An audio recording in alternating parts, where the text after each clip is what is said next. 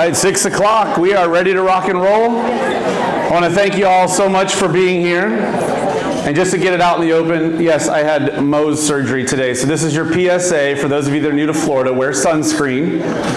Lived here since 1980, and this is my third time. I think I have a buy one, get one free surgery at the dermatology center, so just be careful with it. So sorry for the timing of it all. Tonight we wanted to offer an opportunity just to kind of go through a couple of questions, because since December, with the planning, we get emailed a lot with questions. I said, we know we probably need to have a little bit of a parent meeting to kind of go over some details parents may be wanting to know. So you can see I just put together a short list. Hopefully this will be done in about 2 hours and 15 minutes if everyone behaves themselves. We have all of the presentation materials are going to be sent to you. The PowerPoint, any questions we collect, and it's being recorded. We have a YouTube channel. Hopefully you saw. How many of you saw the Facebook post for the meeting? So I want to know how many people I'm gathering on that. How many of you got the text message? And the emails. Okay, so it's working pretty well. If you have not joined the Lake Manatee Facebook page, I encourage you to like that. Because without a website yet, more people see that than they do their email, or if your phone message, some of you guys, I'm not getting the phone calls, it's because you probably opted out at some point in time this year because they call and call and call. Well, now I'm using the district phone number and you're like, oh, I'm not listening to this. So we're not connecting 100% to everybody. Facebook, I post everything there as well, just to try to make sure you guys all are in the loop. For those of you that do not know me, because we do have a lot of new families, my name is Todd Richardson. I am the founding principal. A little bit about me, I've been in the school district now for 29 years. I grew up here in Manatee County. I went to Moody Elementary School, where I actually was my first time being a principal. That's for a story for another day. To work at the school you went to as a kid was pretty cool. I went to Suggs Middle School and Manatee High School, which is where I met my wife, Mandy. We've been married now for 27 years. It'll be 28 this coming December. We have two boys, Grant and Cooper. Grant is on the right. He turns 20 next week already. And he's majoring in, applied physiology and kinesiology to have his doctorate in physical therapy. Needless to say, he'll be a Gator for a number of years. And then Cooper is going to be a senior this year, and he's our baseball player. I get to coach him this summer. We travel, do a lot of fun things for summer high school ball. So those are the support group that I have behind the scenes. Our admin team, you'll notice the list that I'm going to show you is, they're not going to stand up and present. I just want to give you the names. You might recognize them. In parentheses is where they are coming from. So if you are on admin team and you see your name, would you please stand? All right, there's like 3 of us, a couple of us. So our assistant principal, Katie Killian, she's coming from Gullet. Melissa Dowling is our student support specialist. We have Melissa Sharp, who is our instructional coach. Becky Lane, back over here, is our school counselor. Ann Davis, who opened the door for you up front, is our school secretary. She's the one that you want to talk to for the den, for before and after school care.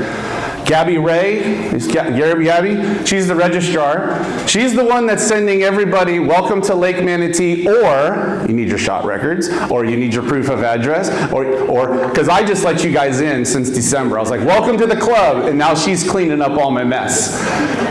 Sherry Tomaso, I don't know if she's here. She's up front. She's our front desk clerk. Claudia Oviedo is coming to us from Lakewood Ranch Prep. She's our office clerk as well. Mike Brabrant is our head custodian, and then we have Brittany Farquharson, who is our new cafeteria manager. She's the only one in this whole bunch that actually has opened a K-8 from scratch up in Hillsborough County. So she's another one of those resources behind the scenes.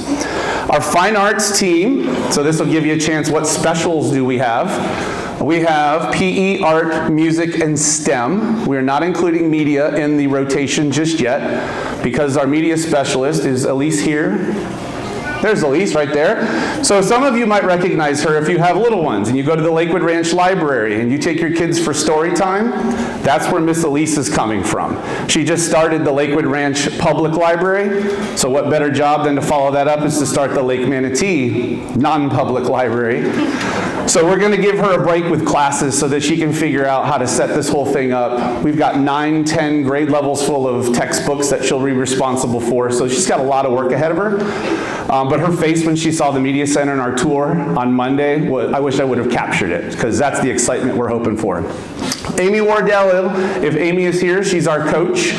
She's coming over from Gullet, so a lot of your kids are going to know her. Elizabeth Mata is our music teacher. She's coming to us from Prine. We also have AJ Tovell. He currently teaches 2nd grade at Freedom. He's also one of our former parents. Well, he's a parent of Gullet's student, but bringing Charlie with him, and he's going to teach art. And then finally, Jennifer Poplaski.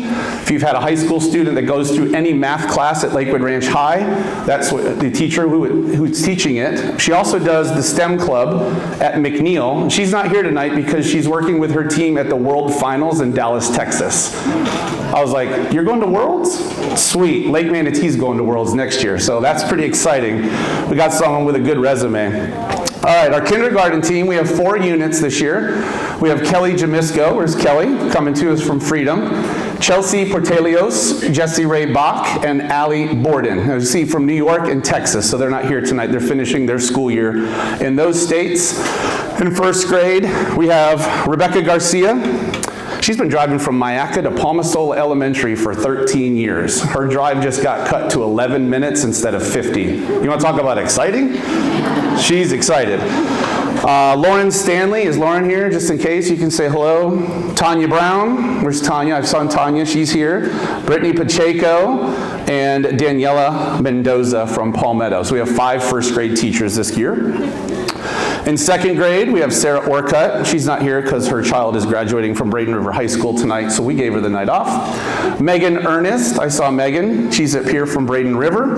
Olivia Buck from Hillsboro. Adrian Guire from Gullet. And Kara Picker from Mills. So is Kara here or Adrian? You guys can wave. Thank you very much for being here. 3rd grade, this was our only homogeneous group.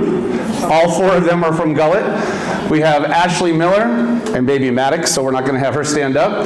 Haley Graber, Leanne Farrell, and Annie Kepsel. So they're coming over from 3rd grade over at Gullet, some of them, or 5th grade.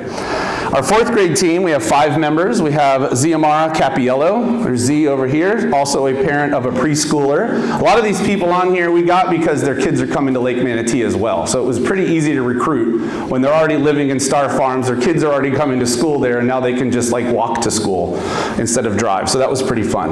Megan Williford, who's in California, Judith O'Brien, Kathy Jimenez, and Stacy Woodrich, who are also 4th grade and 5th grade teachers at Gullet. And then finally, our 5th grade team, Rachel Carter, who is here, Rachel, and Danielle Gomez. Kirsten Gogol, is Kirsten here? No, she's not. She was a sub for us at Gullet. She's also a mom, and her kids are coming as well. She's getting back into teaching after being a mom for a while, so we're excited to have her. And Eliane Siriaki, who is up in Green Bay, Wisconsin right now. So she'll be down here, again, parent, and then hired her as a teacher, so we really worked out well. Our student support team, for those of you that were asking about the gifted program, Becky McDaniel will be our gifted teacher. She'll be 1 day a week with us and 4 days a week here at Gullet. So she'll be able to work with those children for us. And then our VE support teacher is still in process. We have an interview with a person next week. Paraprofessionals, we've got a number of them from all over the place. That brought in here. We've got Robert, Rebecca Marshall, Jessica Mathis. I saw Jessica here. She's a parent at Lake Manatee as well. Yvette Miara. You might recognize her if you've been at Gullet as a 1st grade teacher. She's stepping out of the teacher role to go into our ESOL support role. She's done it once before and done a great job. And then Miss Gross, who works in our ESE department. And then VPK, we still have 2 teachers that we're in process of hiring. But Miss Gavin is our first CDA for VPK, and then the 3 pairs that we have in those classrooms, Dahlia, Jessica, and Kelly. We have 3 VPKs. We have 20 little pups, we call them, the otter pups, up in the front. First time I've ever had pre-K in any, this is the 3rd school I've been in as a principal, and I've never had pre-K, ever. So this is going to be exciting, learning all the rules.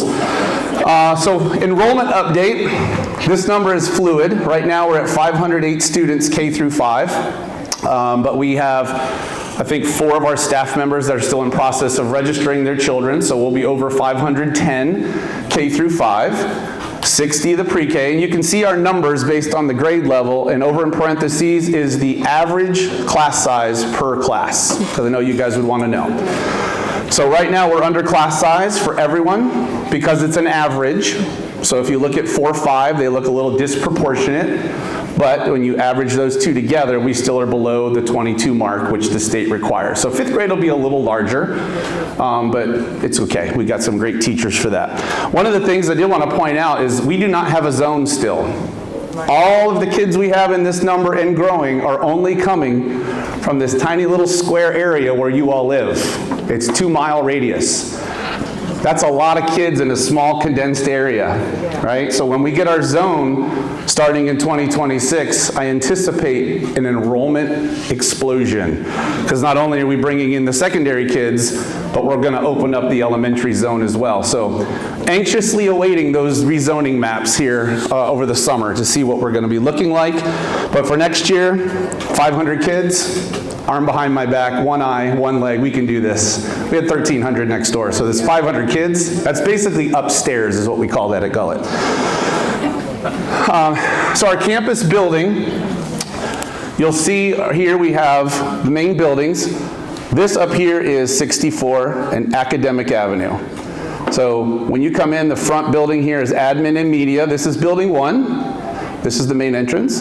The elementary 2-story building is 2. The secondary building is 3. The gym is building 4. And then dining, art, and music is building 5. We will have, this little black line right here represents the fence area that's going to be in process for the construction, because this building and the gym are still under construction until February of next school year. The good news is they have all of the exterior work done. When those bricklayers came in, they put them on the job, and they've literally put up billions of bricks on every single building. So when our kids are out here in the courtyard, they're not going to see any workers because they're only doing the interior, which is really good. We didn't anticipate that speed. So when they are working, we won't see them, and then they'll be working out here in this area and then building the tennis and basketball courts. So our students will be able to maneuver through this courtyard, through these buildings without any issue, and we won't have any buses, so we won't be using the bus lane. And so all this under construction, there won't be any risk. I know when we had our meetings in October and November, parents were really concerned about, contractors and things. It's going to be a 6-foot fence with viewing protection. We won't even know they're there. It should be super, super quiet, which I'm real excited about. So here's some pictures that we took from our tour on Monday. And you can see this is coming up the front sidewalk. And this is their main office on the right. And as you come up that same sidewalk, this is the cafeteria on the left. Now this will have a huge covered area combining the 2 buildings as soon as the contractor comes in. So that's where we're going to have those buildings ready to go. Then we go over here. This is the back side of the elementary school. So essentially in this picture, this is the car line this way. So you're going to drive past this every day, the back of the building. This here is our bike rack. So this is the cafeteria here. This is the bike rack in the front. And I'll talk more about that because without busing, and you guys all live within 2 miles, I anticipate y'all are going to have a lot of walkers and bikers that are going to come on campus along with cars. So we're trying to work through those logistics right now. And then here is the inside of the elementary building. And this area right here is our pre-K and kindergarten playground that's being built. This will all be fenced in. It'll have shade and everything right inside the courtyard. And then over here is the little exit to the pre-K loop. And here's our media center. I'm sorry it's a little bit dark, but it is really, really beautiful. I mean, they started putting paint on in the walls. The rooms are getting done. Carpet and tiles going in this week. It's really, really coming along nicely. The cafeteria, we're barely fitting in here, but our cafeteria, we can fit 650 students at one time. It's a lot. It's probably, what would you guys say, 2 to 3 times as big as this area? Pretty close? It's huge.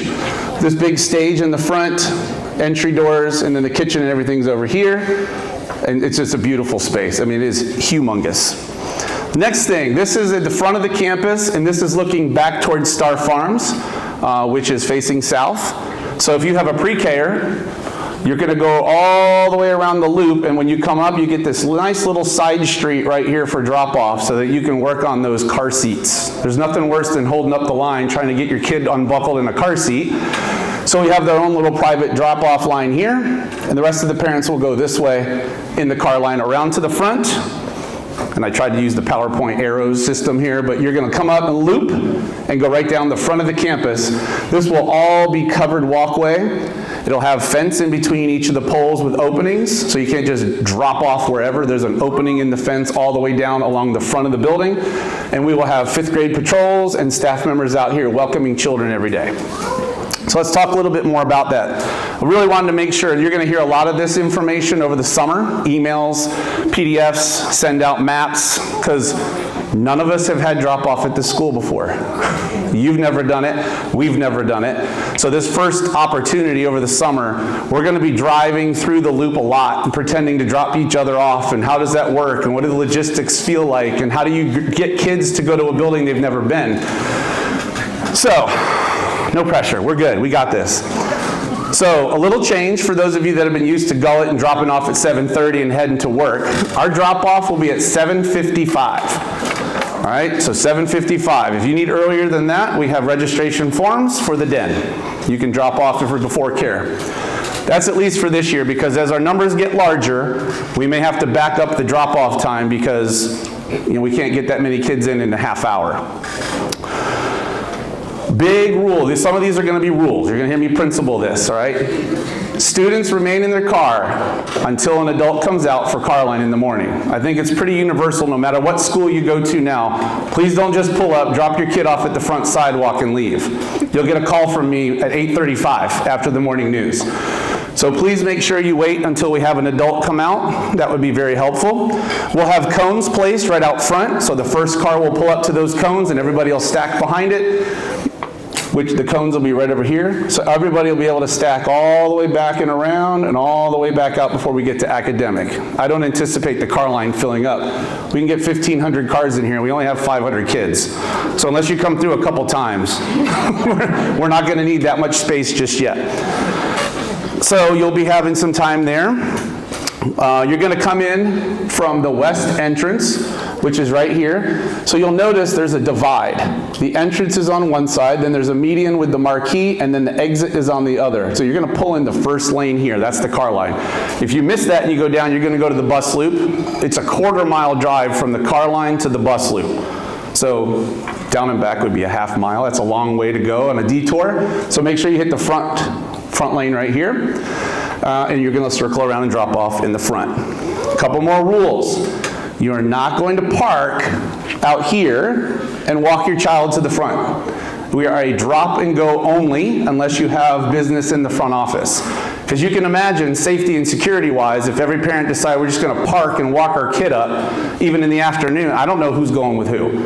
So this creates my own sanity and safety for your kids, that you can drop off in the car loop, honk at them, roll the window down, tell them how much you love them, embarrass them, just don't park and walk them to the front.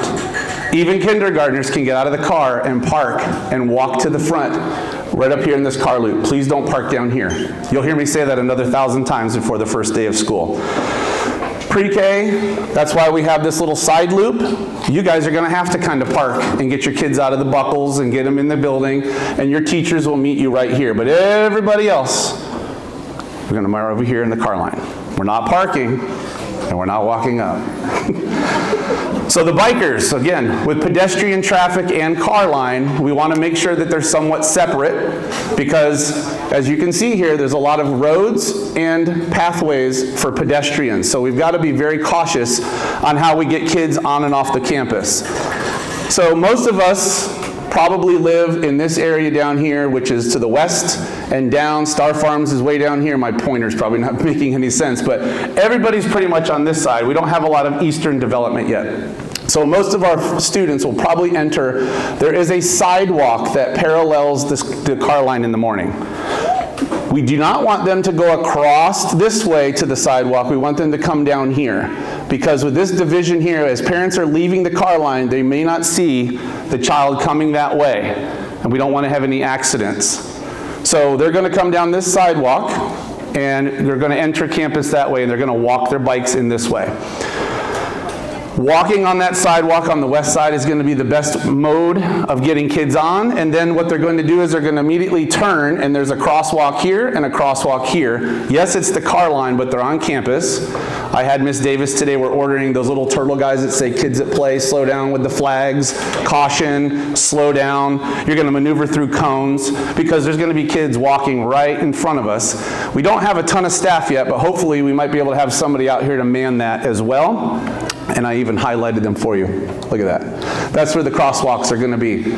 So when the kids cross over, they're going to walk all the way across the front of campus, and they're going to come all the way over to our bike rack. So it's right next to the bus loop, and the car line is over here. This is our bike rack here. You'll notice there's a sidewalk that comes straight down. We just don't want them to go across the front.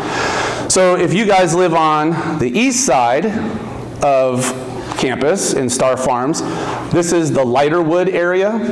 They can walk across, but without transportation this year, this is going to be a very quiet walk, so they can just walk this way and down to the bike rack. The bike rack is huge, so hopefully we have enough space right off the bat for everybody to park there. Let's see what else we have going on here. Yeah, so bikes and scooters, that's where we're going with that.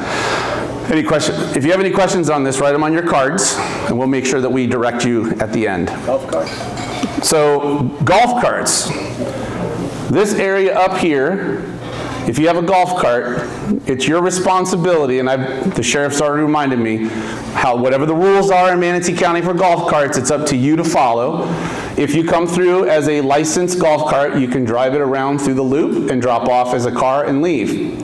If you park, there's a little parking area up here. It's not going to be paved, it's just grass. You can park up there and have your child come down that front sidewalk there. Okay? We just can't have him anywhere close to the parking lot. This is the only area, there's a little gate entrance that's open up there. In the afternoon, dismissal for car line will start at 3:15. We'll probably get bikers and walkers off campus slightly earlier, so if you're used to picking up your child like 3:05, 3:10, we're shooting for 3:10 for bikers and walkers. Get them off campus, let them cross over these crosswalks, get out here to the sidewalk and leave, and then we'll start our car line. Again, with only 500 students, we should be able to dismiss relatively quickly. We're not going to have a 2-hour car line that you'll have to wait in. It should move around pretty quickly. We are exploring the use of Pick My Kid. How many of you are familiar with Pick My Kid? So Pick My Kid is the app where it helps us control the dismissal. So in the afternoon, when you pull through, someone will be out there to type in your 3-digit number for your child, and it will verify that it's you. Or if grandma has to come pick up, you give her, and she has her own code, or grandpa, or your friend. That way we're not sitting out there with a book making sure that who's picking up Johnny, I don't know any of your kids, well, I know some of your kids, but not like I have in the past. So we need something to help monitor bikers and walkers when they leave. We can check them out. So if you say, my kid never left school, I'm like, yeah, he did. At 3:07, they left on their bike. We checked them out. Now you got to find him at his friend's house, probably playing Xbox or something, and I know that from experience. So, afternoon pickup. Please stay in your car. Pre-K will use that special little side road. We'll have cones set up again in the afternoon to park and wait. You're going to come through the car west entrance just like we talked about before. We're going to load them up in the front, and as we said earlier, please do not park and walk up to the front of the school to pick up your child. We say that over and over, but yet we'll still have to remind. Only stay in your car. It would be very helpful for security purposes. All right, so those are all the nuts and bolts of that. We'll fine-tune that. We'll put a map together. We'll send it out. We might even do a little fun video to kind of show you the experience, and we'll post it on our Facebook. I'll send it out through Blackboard Connect, all those different things. So just be watching for that, because we still have the rest of May, all of June, all of July to get all these fine-tuned. So you guys are going to be just inundated with information So our campus, as we talked about when we did the recruiting, this is a very special and unique situation for you as parents. You're coming in as the founding families, whether you're pre-K or grade 5. Your children are coming into an experience of a school that most people don't have the opportunity to have. And that is that they can stay all the way through the 8th grade. This quote here always floors me. We're going to have your kids from 4 to 14.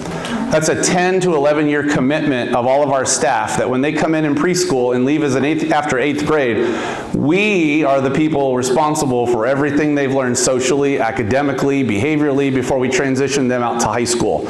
In other schools, after 5th grade, you're like, whew, they're off to middle school. Thank goodness.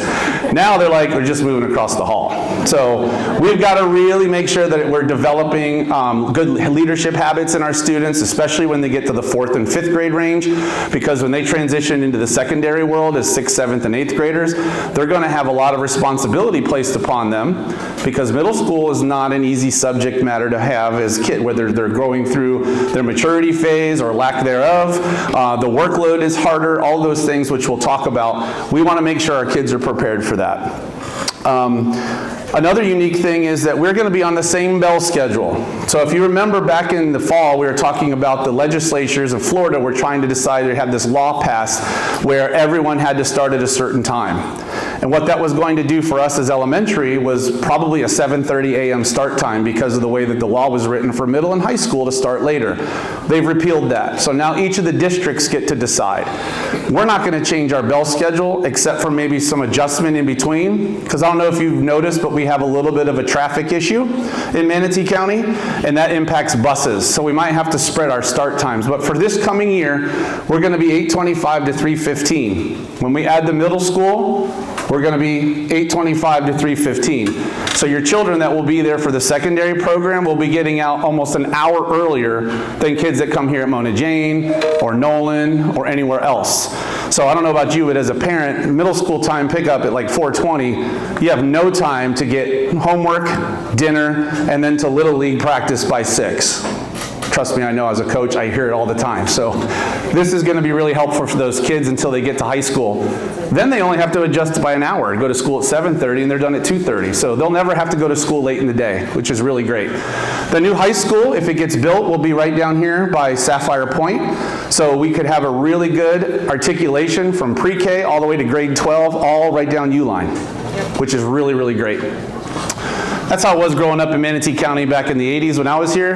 That's the school. You went to Moody, you went to Sugg, you went to Manatee. Everybody went there. Now there's a billion schools to choose from. And we also want to create this really good neighborhood feel, because we're literally like right in the middle of all of the neighborhoods. And if you've driven by, there's a new neighborhood going right across the street from us.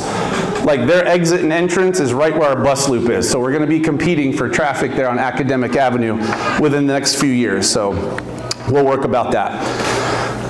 So here's our mission statement. You'll see 3 key things in this. At Lake Manatee, we inspire every student to learn with curiosity, lead with integrity, and succeed with confidence, preparing them to make a positive impact in their community and beyond. From the very beginning, when I got this job at this school, we knew we wanted to develop leadership, because there's just something different about kids who know how to be good students and good people. Makes a big difference in their learning habits, and it makes a big difference in your household. Parents like, bro, right? Kids, you know the middle schoolers, bro. All those, we want to try to change the narrative a little bit and have these kids start with us and build their way up through their 14 years old and have some skill set where they can go out into the community as a high schooler, as a job. We want them to be marketable. We want them to be good people. And so we have our 3 goals of learn, lead, and succeed. That's our tagline. Learn, lead, succeed. So under the learn category, you know, our curriculum's not any different than any other schools. We have the district curriculum maps. That's all aligned with the state standards. Our fine arts will be art, music, and PE. We will have acceleration, all right? So if your elementary kid is accelerated now in 3rd, 4th, or 5th grade, we're going to offer the same for them. Once we open our middle school, sorry, I can't say that word. We don't say middle school. We say secondary. We don't have middle school kids. They're just secondary kids. We're a K-8 school. I got to break that habit. We will have an accelerated program for our middle grade students because when they leave, like today, 5th graders took the FSA, right, the FAST test, and a lot of our kids over at Gullet and Braden River and all around the county were taking the 6th grade test because they're in accelerated math. So when they come over to us now for 6th grade, now we have to give them 7th grade and pre-algebra and algebra. So we've already on an accelerated track for math. We can do the same thing for ELA, science. I've been working a lot with Hale Middle School's principal to learn what secondary looks like and how do you schedule it. There's a lot of different levels there, so we have a lot of ideas for how we can generate some great interest for advanced classes for our students.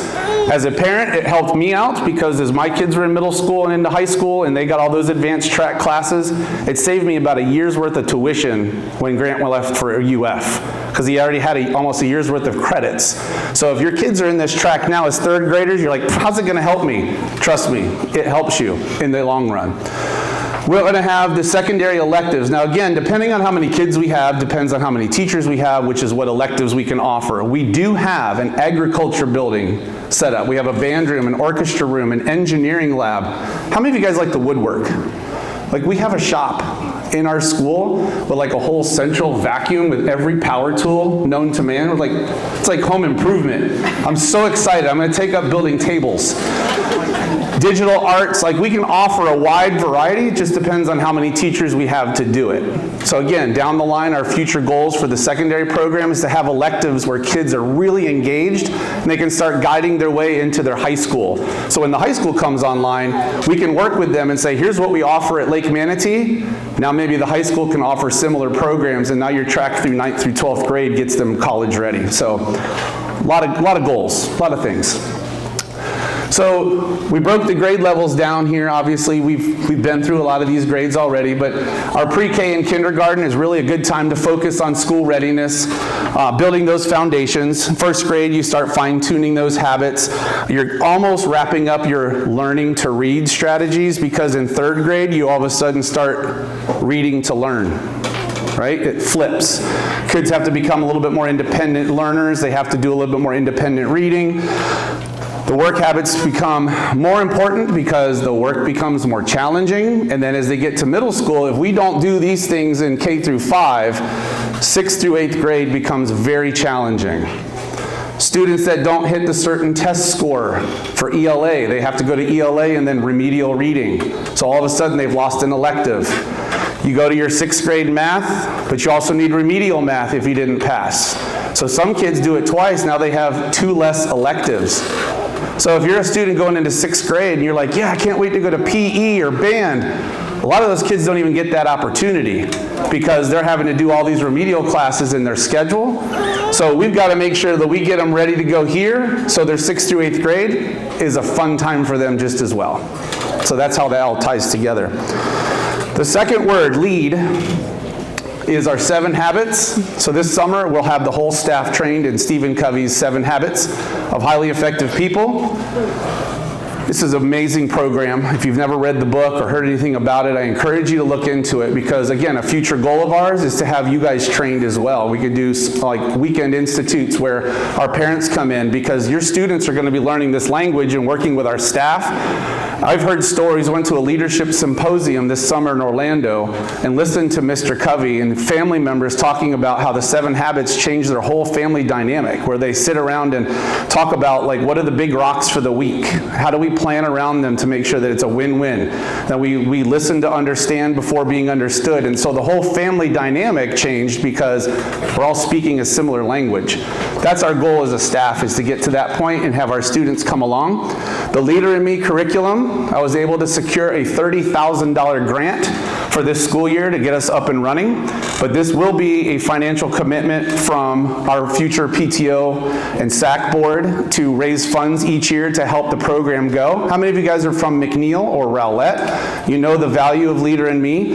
That's the schools that we're going to be working with and getting this program up and running. So when we get to the fundraising part, we don't have to fundraise for swings and slides and shade structures anymore. It's all brand new. We want to raise money and pour it right back into our kids and our teachers and training and leadership, have some really great experiences for students. So the goal would be to have kids serving each other both inside and outside of the campus. That's our core behavior plan too. We're not going to have like the Gator expectations or the Mona Jane mantra, whatever. It's 7 habits. Are you being proactive? Are you seeking a win-win attitude? If you're at recess and you're arguing over a ball, you're not working on a win-win attitude. So we have to frame our language on how we can correct those things. The third is the succeed. Learn, lead, succeed. Obviously, that's going to be academically first and foremost, but also socially through the 7 habits. As I mentioned earlier, your kids are on a 9 to 10 to 11-year journey with us at our school. We have to make it engaging. We have to make it successful for them. Our middle school will have 6th through 8th grade athletics, which is also new to me. They have volleyball, we have flag football, soccer, basketball. And middle school athletics is becoming a little bit more competitive as more schools are, have the county championship. So again, as I mentioned earlier, our robotics team, I hope to go to Worlds. Lake Manatee, we're going to dominate because that's what we do. So I'm excited about that. And then our performing arts and CTE electives, that's where our middle school students will have that opportunity to compete, like in the robotics team, band and orchestra concerts. Something better than listen to a 6th grader with a viola? I mean, come on, this is going to be amazing. We've all done it. Another important question we were asked during our recruiting phase I wanted to address is our campus security. So you guys haven't seen the building yet, it hasn't been finished yet, but it is going to be a very secure, single point of access is that front gate. So between the office and the cafeteria is essentially 3 double-door entrances that only open out. They do not open in. And it's a double corridor. So anyone that comes to campus automatically has to divert into the office. All of our staff will be giving access cards because, as you saw in there, we have 5 buildings. So all of the keys, all of the doors are locked. We have key cards that we'll be able to scan to open and shut the doors. We will have a school district guardian on campus this coming year, but when we open the secondary program in 26, we'll have a sheriff's deputy on board as well. So one of the things you'll notice if you come into the front office, where you'll see Miss Sherry and Miss Claudia at the counter, the whole counter is completely engulfed in glass. I call it the fish bowl. If you breathe too heavy, it's going to have like condensation on the window. Like it's a small little aquarium. Off to the side is our resource deputy with the one-way window. So our security is right there in the front. It's the only access point. So we always have somebody up front. We have cameras all over the access of public area, so cafeteria, all the courtyards, inside the courtyard, the car loop, we have security cameras, and it feeds right into all of the admin offices. We've got TVs on our wall, probably this big or bigger, that we can run all the security cameras at once. So if we're in our office working, we still have access to it. The guardian has access to it. The deputy has access to it. So we always have eyes around the building. The Raptor system is nothing new, so any visitor that comes on campus will be Raptored in as a visitor. But one of the things that our district is requiring, and you might have already heard this at your current school, if you plan to come in to volunteer or go as a chaperone on a field trip, it's now required to have a level 2 background screening. This is like FBI level, fingerprints, background check. It costs $90, but it's good for 5 years. So it's one of those things like, okay, I'm in 5th grade. Am I going to get 5 years use out of this? You got to make that decision. But once you're screened and we get you on the approved list, then you're able to come on campus. But until then, you cannot be on campus without an adult from the school with you the entire time. So we're trying to decide how does that impact lunch with kids, coming in and having lunch with your children. The cafeteria doesn't have a space for parents to sit with them. It's around the corner. So how do I know if an adult around the corner, there's a lot of those types of things that run through my head. So if you're wondering, can I have lunch with my kid? Most likely we'll just figure out how that's going to look. But for volunteers, very important that you have that idea, look into that before the school year. One of the main reasons we wanted this meeting tonight was to talk about a PTO. We have no fundraising group right now. We have no group of parents that we can call and say, hey, it'd be really great if we had like a breakfast to give the staff on the first day. No, nothing. We have nobody. Franklin Covey said, can you commit to this money? I'm like, sure. We can commit that many $1,000s over the next 4 years. I'm sure that our fundraising group will be more than happy to contribute to that. So we really need to cooperate and try to get together. I'm going to show you a QR code here in just a second, and it's also on the doors. We want your input, and we also want you to register if you want to be a volunteer. But we're in need of a leadership board. We already have a president, which we're very fortunate for, but we need other members of the committee. We need to set up a nonprofit, the bank account, the charter from the PTO, whatever goes into that. This group will help secure school sponsorship, set up fundraising, coordinate committees, work with the senior secretary, communicate with families, and don't forget you need to have level 2 clearance. Because I know at Gullet, when the parents would come on campus to decorate, there wasn't a staff member with them the whole time. So we want to make sure everybody's cleared so you can come in and have a little bit of, freedom to help us out with things. But there's no hallways really to decorate, so it's not going to be like that. Second committee we have is the School Advisory Council. This leadership team is comprised of the chair, the vice chair, the secretary. This is the group that basically oversees our school improvement plan. They are also the advocate for the campus. So I've used our SAC committees in the past where like fencing just wasn't getting up and running or things weren't working well. And is Ms. Cordelia still here? So my director would say, you know what, we can't get that for you. The SAC committee writes a letter and the next day all of a sudden we got the fencing group out there to get it done. Parents hold a lot of weight, right, as a SAC committee. So we help with that. They help with communication. SAC committee members in the past in the neighborhood would get asked, hey, what's going on with this and this? And they're the liaison to kind of help that. They're also like the check and balance between the principal as often as possible. So there's a lot of things that go into that. I can tell you it's a very boring committee. I'll be honest. We sell it like it's a lot of fun, but it's really not. I mean, it's like 4 meetings a year, once a quarter. You approve the school improvement plan, that kind of stuff. But I'd love to have you a part of it, because we have to by law. I'm just being completely honest with you. It's not the most, like, oh, I'm on SAC. You're like, ew, that's boring. So we'll have election of membership in August. One thing about SAC is it has to represent the demographic of the school. So there's a certain amount of committee members that you're responsible for, certain ethnicities, and all those things. You have to check all the boxes by law and turn it in to the board for approval. So we'll go through that process in August. I'm not too worried about that now. This one, these are the people that buy donuts. I really want that committee. This one, we can wait, okay? So, here's your opportunity. If you can reach the QR. If not, I'll put it back up at the end or they're on the doors. We want to know what you're looking for as a parent for our school and our culture. This survey has how many questions on there, Ms. Carter? About 10-ish? 10-ish questions? 8? All right. And on there, it's like, what are some of the traditions you've had at your school that you go to now that you think, these are really cool, I like these? What are some things that you've done with your school before? You want to be a member of the PTO. You're going to put your name there. You want to be on the leadership. Do you really want to be on the SAC committee? You can put that on there. All that information, once it gets loaded in, whenever you do it, is going to be put directly into a database, and then our leadership team will use that and start using that for communication, reaching out, and also taking those ideas as we plan this summer and start thinking about ways we can incorporate your ideas into ours. So I'll go back to that in a minute. So one of the things I was asked to share also is how are we going to communicate? So I mentioned earlier, Facebook is a great one. I know not everybody has Facebook, and that's fine. But the communication that I will be sending out, at Gullet I used to do it every Wednesday because I had a cool weekly Wednesday update. It had like a little thing.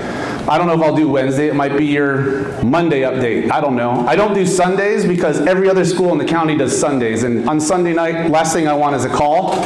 While I'm like at the grill, like getting steaks or watching football, I'm like, I'll get it later. And you don't hear it. But on a Monday night, most likely you'll hear it. That's why I used to do Wednesdays, because it was just like a random, oh, who's calling? And I used to get really good reception from that. So that will be our primary means, because I can get you through email or phone or a 280-character text like you got last night. So it'll be quick. Make sure, this is a biggie, make sure your emails and phones are updated in Focus. We only send out what you have in Focus. So if you have a bad phone number or bad email, or you opted out a year and a half ago, we find this very, honestly, dads, this is where we find you coming in, right? Are you getting it, Mandy? Yep. All right, I'm deleting, I'm opting out. So half of the people missed the calls. And the email's the same thing. I get too many emails, I'm just going to opt out. Well, then we send out a message about a parent meeting, like, I didn't hear anything about it. So I have to go back in and opt you back in. Our classroom teachers will be using Dojo. I think most of you guys are all familiar with that. That's the way that the teachers will communicate with you as a parent in the class. I'm not going to use Dojo for all 560 kids. I use Blackboard Connect.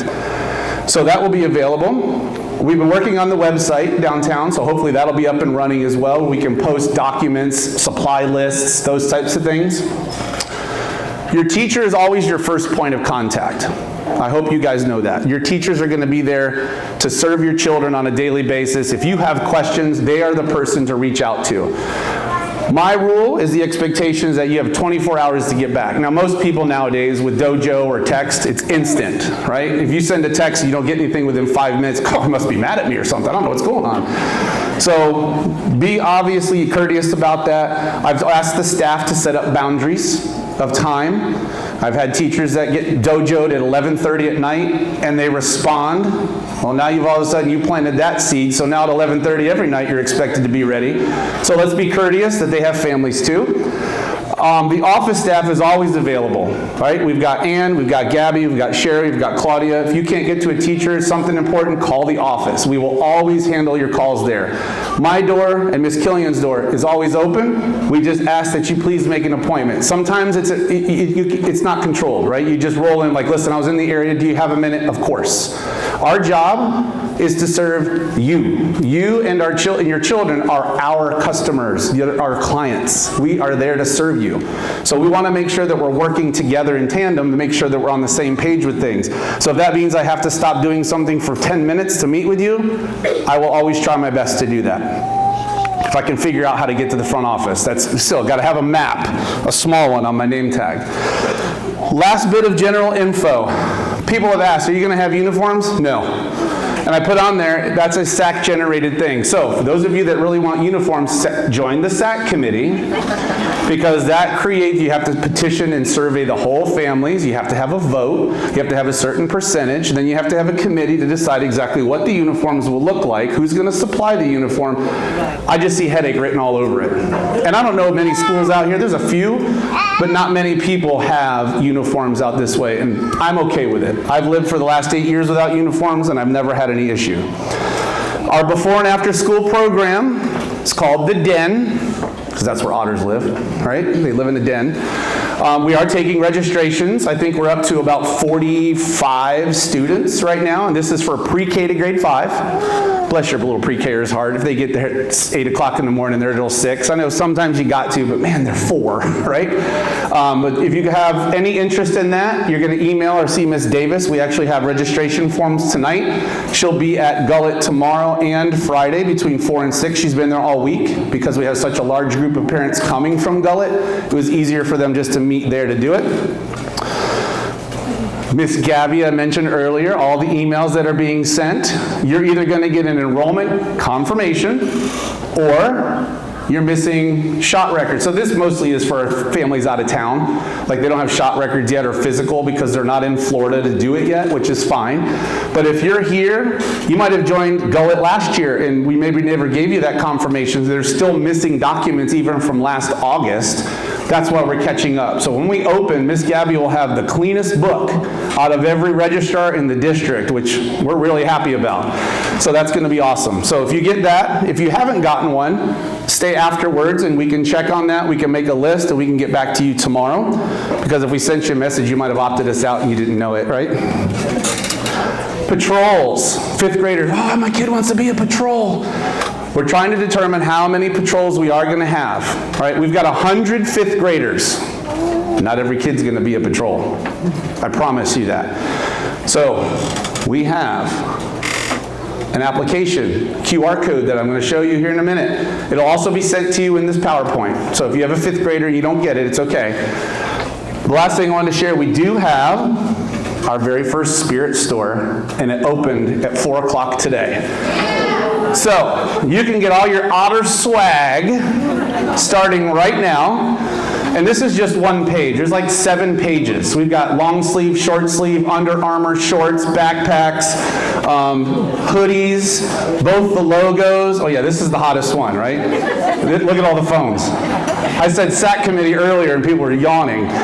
We got swag. Now I've got all your phone numbers, so keep snapping.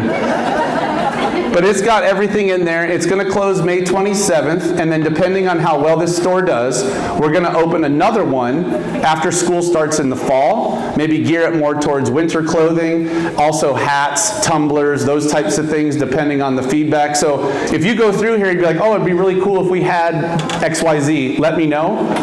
The company that's doing this is BSN Sports. They handle pretty much all the middle and high schools in our district for all the uniforms.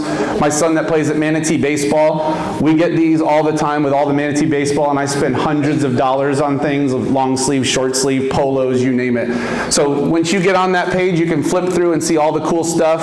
It's amazing.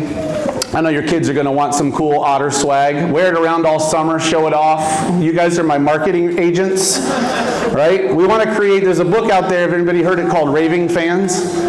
I don't have to do any marketing because we're going to do such a good job that you market for me, right? That's what we want. So wear the Otter swag when you do it. All right, so the next one is the 5th grade application for patrols. Now it is an application. There's a little bit of work involved, and it's electronic. They're going to have to type out answers. They're going to have a little bit of leadership in them. We want to make sure that, obviously, number one, your child's going to be able to get to school on time, about 7:50 in the morning to help with drop-off. They have to be well-behaved. They have to maintain good grades. There's a 3-strike process. It's all in the application. So if your child's interested, that's the link you want. And that's on the door too on your way out if you don't get it right now. All right, our last bits of information just about the school. You might want to take pictures of this one just so you know what's coming up. So in just a mere few weeks, all of the furniture that we spent a week ordering is going to be delivered starting in June 16th. There will be tons of people showing up, contracted people coming in and building all the furniture, going room by room by room. I mean, we had to figure out exactly which shelves and trash cans go in the custodial closets. I mean, that's how detailed we got. All of that will be installed over about a month's time. July 7th, more trucks will show up. This is where we get the cellos and the tubas and the trumpets and all the band and the science stuff and the curriculum and the textbooks. Staff is going to start moving in July 28th, which is only 2 weeks before school starts. So if you're a teacher and you're like, I only have 2 weeks to get ready for school? Yeah. So we talked about this week. I've calmed all the nerves of our teachers. We're going to have a whole week of getting stuff ready. So hopefully that PTO group that we mentioned earlier might be able to supply us with some helpful hands and donuts, coffee, all those fun things that generate people to work. We might be able to get that in there for that time. Here's another date you're going to want to know. August 2nd. That's the Saturday of this week that we want to have the first ever open house. All right? This looks different than back to school night. This is simply open house where we're going to open up areas of the school because you guys are all anxiously awaiting to see how pretty the building is. Just come on campus and walk around. Peek in the classroom, look what the office looks like, look at the grounds, get all that stuff and done out of the way, take pictures of your kid. This is where they're going to school, selfie, whatever else you want to do, from 10 to 12. We want to make it a nice fun event, balloons, Kona ice, food trucks, whatever else. Just a time, like I said, to come on campus and see it. The next important date right after that is the Monday, is when all of our staff will report. That's when we're going to do our 7 Habits training, all of our back to school stuff, all of our procedures, all of those things that we want to make sure every staff member knows so that we have an efficiently running school on the 11th. Now's back to school night, but it's actually back to school Saturday morning. Typically we do this on Thursday night, like from 4 to 7. We're going to do a 2-hour session on a Saturday morning. The reason we were doing this is because we need to give these teachers the whole week to get their rooms ready. If we do back to school training for 2.5 days, that's not enough time to have a room looking really beautiful for Thursday night. And you guys know a lot of these teachers, they are hard work. They're going to want their classroom to look just right. So we're going to give the whole week to do that. We'll give up 2 hours on a Saturday, because Lord knows they're all going to work Saturday anyway, because it's literally 48 hours before the kids show up. So why not? Let's take advantage of it. That's when you come in, you bring your supplies. You get a map, you go visit your teacher, you shake his or her hand, hey, I'm here, I'm so excited to get your dojo hooked up, you get all the stuff, and then you leave. And then Monday comes along, and which is our back to school day. So, one way we're going to let you know who your teacher is, and some of you are used to this if you've been with me at Gullet, on August 7th, that's a Thursday, like after 1, I say that's because that's when teachers get back from lunch. We're going to sit down and they're going to send out an email, all the teachers at the same time. So some between 1 and 2 o'clock, just depends on how long it takes to get everybody to copy paste emails. And it'll say, hi, my name is blank. I am your child's teacher for this year. I'm located in this room. Can't wait to see you on Saturday morning. So when you come, you don't have to stand there and try to find your kid's name on a long list of paper. Again, make sure your emails are updated and focused, because otherwise you're not going to get it. And you're going to wonder, who's my kid's teacher? I'm like, you don't have a good address. So I'll find you. And then the first day of school is August 11th. Hopefully I still have hair by this date. And I say more info to come because it will be. This is going to be from now for the next 12 weeks. Anything that we solidify, we're going to share it. Anything that we come up with, we got to share it. Because none of you guys have done it with us. We've never done it. We've got to learn this together. The word that I gave the teachers at our first staff meeting on Monday night was flexibility.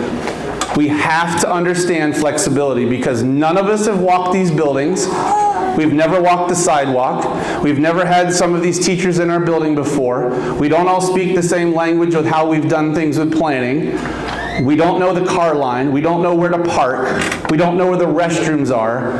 So that's where that whole piece of like, we've got to seek first to understand before being understood. We're going to think win-win. I'm going to be proactive. I'm going to get all this ready so that when all the kids come in, we could have a dumpster fire going on behind us, but we're going to be smiling, and we're going to figure it out, and we're going to get everybody through the first day, and then the second day it may look completely different.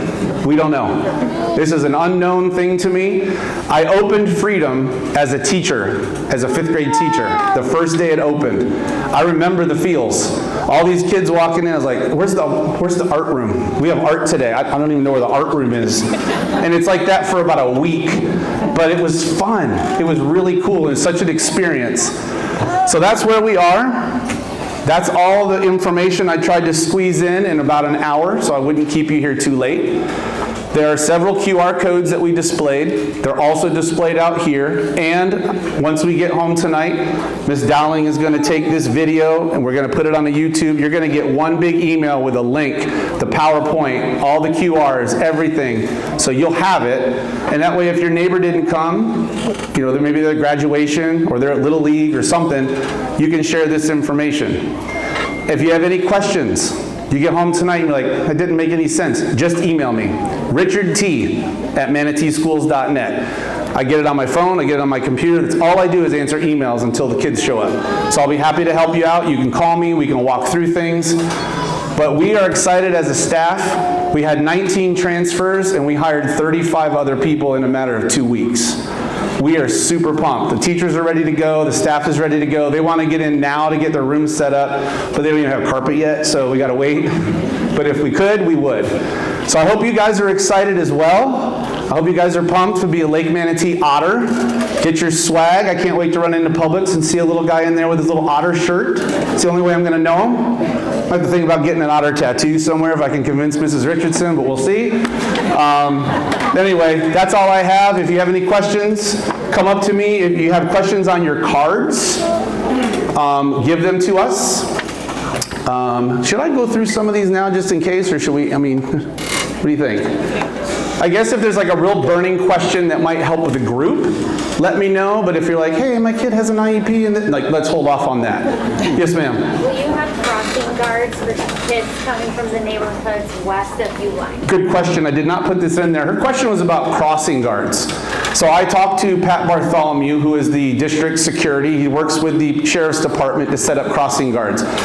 They are actually going to be building a intersection red light at the corner of Academic and Uline. So if you see them right now, they're already kind of working. There's going to be a red light there, and that's where our crossing guards will be located. So we'll have 2 or 3. So if you live on Park East side and your kids need to cross, they're going to cross there. If you live in Lorraine Lakes and you want your kid to bike that far, God bless them, they need to come all the way up the sidewalk and cross at Academic. The last thing I want is teachers pulling up and saying, yeah, some kid was crossing Uline and jumped over the curb with his bike. That's going to happen, but that intersection is the only place we have crossing guards for right now. Nothing down at 44th and Uline unless they see that there's a lot of kids and they'll add it. But if anybody has time to be a crossing guard, sign up, because crossing guards are hard to come by. So that's another thing. On the campus, so when they're walking? On the campus, we'll probably have a staff member designated for those little walkthroughs, and there won't be a lot of speeding going through in the car line, because we're going to have it like so tight, making sure that we're safe. You have a ribbon cutting? Ribbon cutting will be done sometime in the fall, because that's a district requirement. Superintendent, the board members, everybody have to come, big scissors and ribbons and pomp and circumstance, which I'm not a fan of, but we're going to do that. We're going to edit that out, right? I just kicked the camera. Yes, ma'am? What if we have a pre-K and then an older? Pre-K and an older student for drop-off and pickup? We're going to work that out, and I will let you know. We're trying to decide if we should send like a 5th grader all the way over to the pre-K area to get picked up at once, or you pick up your pre-K and then just keep coming around for another couple minutes, and then we'll load your big kid in. I'm trying not to mix the 4-year-olds with the 11-year-olds. It's just, you know, the best I can do. Okay. Yes? Up to where can we walk or bike with our kids? All the way to the bike rack to help them? Okay, the question is, how far as a parent can we walk or bike our kids? So if I scroll back into that map there, I shouldn't have had all these transitions. Now I'm going to click, click, click. But if you notice on that map, there's that front central sidewalk that comes in. If you come in down over to here, right, I would love to have parents just kind of stop at the entrance and let the kids come down. If they're little, bring them down, but I really don't want to have parents down, crossing over, because all of our car riders are getting out there. So if I'm unloading cars and I turn around, I see just random parents walking through with bikes. There's a lot of adult to student interaction that I cannot control. So we'll work that out, but parents will probably stay on the west side, wave to their child and let them come on campus, and then you guys hightail it out. I do expect your kids, if they have those electric scooters, they have to walk them. I'm not having them buzz around campus and they got to wear helmets. So once we have a deputy on campus, your kids are going to be reminded of helmets a lot, okay? Middle school students have any interactions with elementary students? Absolutely. We are a K-8 school. Our expectation is when our 5th graders move into 6th grade that they're still a part of our school and they're going to be working in conjunction with their teachers. We have rooms set up all over campus where the classes can come together. It's not going to be a primary thing, but there will be opportunities for it. We're building leaders, so eventually kids in middle school, the secondary, will have a leadership elective they can take and actually come in and volunteer in teachers' classrooms or the office or the media center or wherever else to learn leadership skills. So again, this is a full K-8 campus. I don't want you to be timid of a kid that's in 7th grade. They're still one of ours. It's not like the normal setting where you have the middle school and the elementary, you want to keep them all separate. We're like all wrapping them together. It's very important that we do that. There's a lot of questions. We could be here all night. Afternoon procedure, carpooling. So that'll all be done through Pick My Kid. We'll try to get all that worked out. I may not have a lot of answers and a lot of time for the rest of these, so what we'll do is we'll just go through every single question submitted and I'll answer them. So you might get an FAQ paper that's 17 pages long. Just find the question you submitted and I'll make sure it's answered. If you have questions, come on up and drop them off. Ask me personally. We really appreciate you guys coming. Thank you so much.